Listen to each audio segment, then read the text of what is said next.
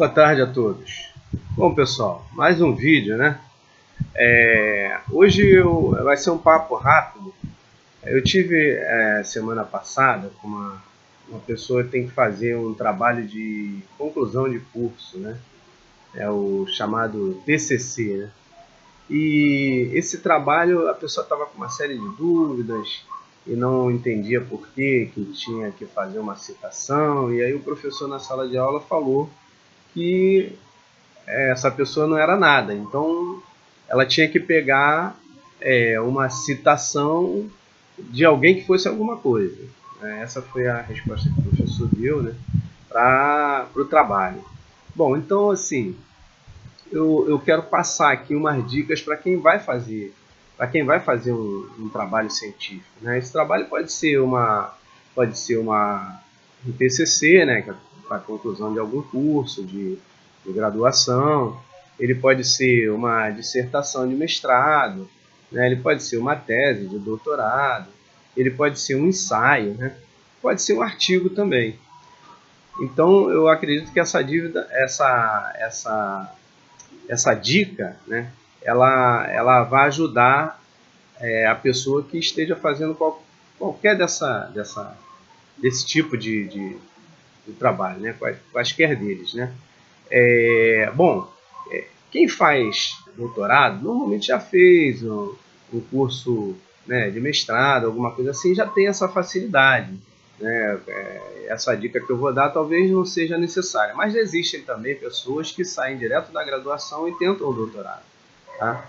Embora hoje as graduações, no meu tempo não exigia, mas hoje as graduações elas exigem o TCC, isso já é muito bom, né? Isso, eu acho que foi um upgrade que foi dado nos cursos de graduação, né? Mas ainda assim a gente vê alunos que fazem o TCC e que não entendem essa dica que eu vou dar aqui agora, que não conhecem essa dica, tal, não entendem. Algumas pessoas pagam para outras pessoas fazerem o TCC, o que eu acho um absurdo, né? Porque essa é uma oportunidade boa de se aprender algum tema, né? Se aprofundar um pouquinho mais em algum tema. E o aluno da graduação muitas vezes paga alguém para fazer. E não é só graduação, não. Conheço pessoas aí que pagam para fazer até de pós-graduação, pagam para as pessoas fazerem. O que não é bom, o que mostra que não é um profissional empenhado, né? Que não tem muito compromisso com o que está fazendo. Eu acho que um profissional que, se eu vou fazer um curso qualquer, muitas vezes até pago para fazer aquele curso ali, na hora de fazer o meu trabalho de conclusão do curso, eu não me acho capaz e pago alguém para fazer. Sinal que eu joguei meu tempo fora, né? E se alguma empresa me contratar para fazer alguma coisa daquele curso que eu fiz ali, essa empresa pode se dar muito mal, né? Porque está esperando uma qualidade, uma qualificação que eu não tenho. Tá? Bom, mas então, voltando lá para o caso da dica, né? Eu vou falar, a dica que eu vou dar vai ser ligado à citação, tá? Por que uma pessoa tem que fazer citação? Que foi o que eu falei no caso dessa aluna, né, que eu conversei na semana passada e que me pediu para ajudá-la porque tinha que fazer um trabalho de conclusão de curso e que o professor tinha dito que ela não era nada e tal. Então, vamos aqui entender o que é uma citação, por que a necessidade de se fazer uma citação num trabalho de conclusão de curso, num trabalho científico qualquer. Bom, eu sou apenas um aluno, eu sou um acadêmico, né? Eu estou estudando, eu ainda não tenho poder de convencimento, né, da ciência que eu tô estudando, que eu me propus a aprender. Tá? Então, seja eu um médico, ou seja eu um contador, um advogado, um engenheiro, eu ainda não tenho poder de convencimento, eu ainda não tenho notório conhecimento, eu não sou uma pessoa ainda que tenha aprofundamento científico em nada, né, ao ponto de convencer as pessoas que lerem os meus trabalhos ou que ouvirem a minha falação, um discurso meu. Eu não tenho esse poder de convencimento aí. Tá? Então, por causa disso, eu uso uma coisa chamada de apelo à autoridade. Tá? Eu vou apelar para a autoridade. Eu vou buscar alguém que seja autoridade naquilo que eu estou tentando convencer as outras pessoas para fortalecer o meu argumento, para fortalecer o que eu quero dizer. Então, eu quero dizer uma determinada coisa que é científica, mas eu não tenho capacidade de convencimento, eu não sou conhecido ao ponto de convencer ninguém de que aquela matéria que eu estou falando ali, discursando, ou oralmente, ou no papel, né, expressamente, digamos assim, eu não tenho capacidade, eu não tenho credibilidade para convencer as pessoas daquilo que eu estou falando. Então, o que eu faço? Eu pego emprestado a fala de alguém, alguém já falou aquilo, já escreveu aquilo em algum lugar, e eu acredito que aquilo ali seja certo e estou defendendo o meu trabalho científico naquela direção. Então, o que eu faço? Eu vou buscar essa pessoa que irá corroborar o que eu estou dizendo. Tá? E aí eu vou em algum livro de alguém que já falou alguma coisa sobre aquilo, ou eu vou num vídeo. Né? Se eu for num livro, né, e puxar aquela citação daquela pessoa lá, alguma coisa que aquela pessoa falou, a gente diz que a gente está fazendo uma intertextualização. Tá? A gente pegou o que aquela pessoa textualizou em algum lugar, a gente está pegando e trazendo para o nosso texto também. Então a gente está fazendo aí uma interação entre esses textos, né? A gente está navegando em outros textos para trazer para o nosso. Então a gente chama isso de intertextualização. Tá? E poderia ser uma falação. Alguém falou alguma coisa, ficou gravado em áudio, eu fui lá e trouxe o que aquela pessoa falou para o meu texto. Aí eu estou fazendo, aí é interfonia. Eu estou trazendo alguma coisa que alguém falou em algum lugar para o meu texto. Tá? Bom, então, pessoal, essas são as duas maneiras da gente intertextualizar, ou da gente transitar, né, entre dois discursos. Esse discurso pode ser falado ou pode ser expresso, pode ser escrito. Né? A gente foi lá e navegou e pegou esse discurso em outro lugar e trouxe para o nosso texto. Pode ser intertextualização, né, ou uma interfonia. Né? Bom, então tá legal. Isso a gente já deu para entender. E por que é que a gente tem que fazer essa citação? Para fortalecer a nossa argumentação. Eu quero argumentar sobre uma coisa que eu não terei sozinho capacidade de convencer ninguém. Então eu vou lá e pego alguém que tem essa capacidade e trago para o meu texto. Digo lá, conforme Sócrates, ou conforme Heráclito, somente as mudanças são eternas. Certo? Então aí eu pego e trago Heráclito para o meu texto. Então eu fiz uma citação, né, que é conhecido, uma citação que é também uma intertextualização do que o Heráclito, né, escreveu em algum lugar e eu trago para o meu texto. Tá? Então esse é o motivo de fazermos as citações. Tá? Bom, agora eu faço a citação e deixo para lá? Não, eu não posso construir um texto meu só com citações. E também não posso trazer as citações para o meu texto e deixar para lá. Eu tenho que falar por que é que eu trouxe aquela citação para o meu texto. Então eu estou defendendo um determinado argumento, eu descubro um cara de notório conhecimento, um camarada de credibilidade, que já falou sobre aquele assunto, alguma coisa sobre aquele assunto, eu pego esse cara, trago para o meu texto. Agora eu tenho que fazer a ligação. Por que eu trouxe esse cara para o meu texto? Porque, aí eu vou explicar, né? Porque conforme o meu Heráclito combina com o meu pensamento, né?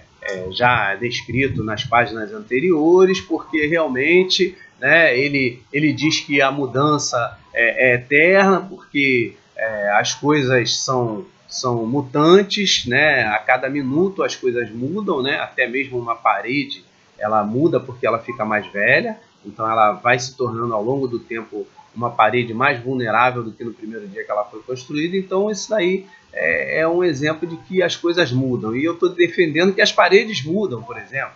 Né? Então eu trago Heráclito na teoria dele, que é uma teoria, né, forte, que deu, inclusive possibilitou ao homem chegar aí à bomba de nêutron.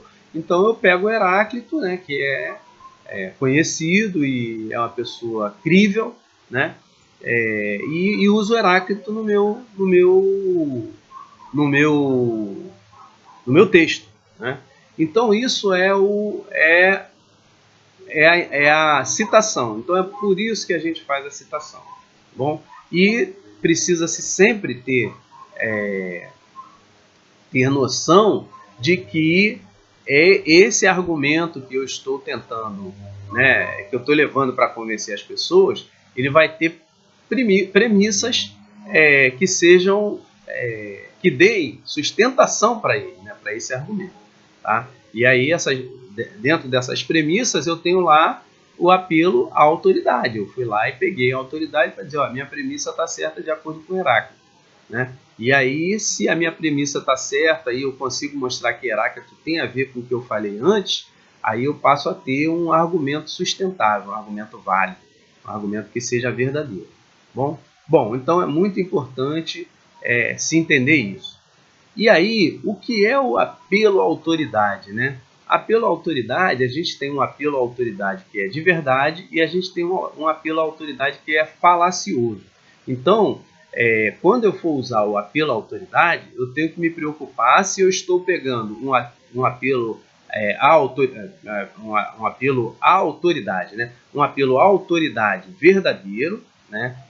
Que seja sustentado, que sustente a minha argumentação, que se torne uma premissa válida para a minha argumentação, ou se eu estou pegando um apelo à autoridade que seja falacioso. Tá? Então, vamos aí dar uma olhadinha rápida, né? Uma palavrinha rápida sobre o falacioso nesse caso. Então, digamos assim, o Pelé. Pelé, né, figura aí de notório, né, já é figura popular, já caiu no domínio popular, né, a figura do Pelé. Então, o que acontece com o Pelé? Ele fazia uma propaganda há muitos anos, né, atrás, né, eu já sou velho, então o pessoal jovem não viu essa propaganda. Era uma propaganda da Vitasay. Né? Vitasay era um composto aí que ele apresentava, que eu tomo Vitasay, não sei o que, então ele tinha toda aquela vitalidade dele, que era ao concurso, né? Porque tomava Vitasay. Né? Então, na verdade, isso é um apelo à autoridade falacioso. Por quê? Porque quem pode falar de avitaminados? Quem pode falar de medicamentos? Quem pode falar disso? São os químicos que produzem ou os médicos que receitam. Essas são as pessoas que têm autoridade para falar sobre determinado medicamento. O médico um pouco menos do que o químico, né? Mas o médico é a figura que tem mais contato com o povo. Então ele é que receita determinados medicamentos. E ali, com o histórico daquelas receitas dele, com o histórico de recuperação dos seus pacientes, ele começa a ter uma noção de que aquele medicamento realmente é válido. E aí ele pode falar daquele medicamento. Então ele pode dizer que o medicamento tal é excelente, você pode tomar aquele medicamento. Por quê? Porque ele seria uma autoridade para aquele assunto ali. Então isso daí não é uma falácia, isso seria uma verdade. Né? E onde é que aparece a falácia? A falácia é um atleta falar de um composto vitamínico. Por quê? Porque ele toma aquele composto e pode fazer bem para ele, mas se eu tomar, será que vai me fazer bem? Né? Então, isso seria o quê? Seria uma falácia. Eu estou usando uma pessoa que não é autoridade sobre determinado assunto para falar daquele assunto ali. Tá? Então, um atleta não é autoridade para falar de medicamento. Tá? Então, seria pegar o Neymar para falar sobre Fórmula 1 ou pegar o Hamilton para falar sobre futebol. Os dois são autoridades, né? Nos seus campos de atuação, mas não no campo de atuação do outro. Então, a falácia estaria aí. Eu pego uma autoridade de um campo de atuação para falar de um outro campo de atuação e dizer que, olha, acredite porque essa pessoa aí entende. Ela entende de outro campo de atuação e não daquele que eu quero falar ali. Então, esse seria a falácia. Tá? Então, a falácia ela dá a impressão de uma verdade, mas se você for fazer uma dissecação direitinho, você vai ver que as premissas não sustentam a conclusão do argumento. Tá legal? Bom, pessoal, então é isso. Isso era o que eu gostaria de falar para o pessoal que vai fazer o TCC. Eu vou dar outras dicas também sobre o TCC, tá? Porque é alguma coisa que eu tenho uma certa experiência, né? Trabalho científico. Então eu vou falar um pouquinho sobre essa montagem desses trabalhos científicos, né? Que pode ser o TCC, pode ser, como eu falei no começo, pode ser TCC, uma tese de mestrado, de doutorado, pode ser uma uma monografia aí do mestrado, pode ser um ensaio, né? Alguns cursos de pós-graduação eles exigem ensaio, alguns exigem artigos, né? Então o que eu estou dizendo aqui vale para todos esses casos aí, tá?